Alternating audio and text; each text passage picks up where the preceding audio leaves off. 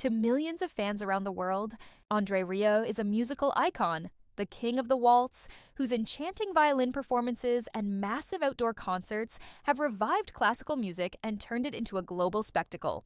With his signature smile, charismatic aura, and golden curls, Rieu has built a legacy unlike any other in the music world. But behind the dazzling gowns, fireworks, and beautiful melodies, most people have no idea about the hardships, health scares, and emotional struggles that André has faced throughout his illustrious career.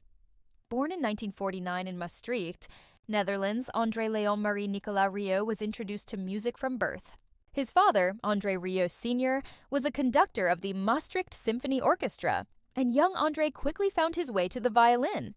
By the age of 5, he was playing with confidence, and by adulthood, he had mastered not only classical music, but also the art of performance. Yet, success did not come easily. In the early 1980s, after founding the Johann Strauss Orchestra, André traveled from town to town, playing in small venues, often to crowds of fewer than a dozen people. His dream of blending the elegance of classical music with the joy of popular entertainment was rejected by many traditionalists. Some critics mocked him for being too commercial, while others doubted his ability to take waltz music beyond Europe. But André persisted. He believed music should make people feel something.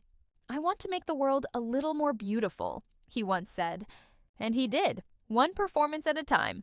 By the 1990s, his concerts began attracting thousands, with fans dancing in aisles, weeping with joy, and singing along to classics like The Blue Danube and Bolero. His orchestra grew, his fan base exploded, and soon André Rieu was a global phenomenon.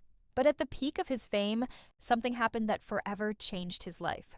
In 2010, André suffered a severe exhaustion-related illness brought on by an inner ear infection called vestibular neuritis.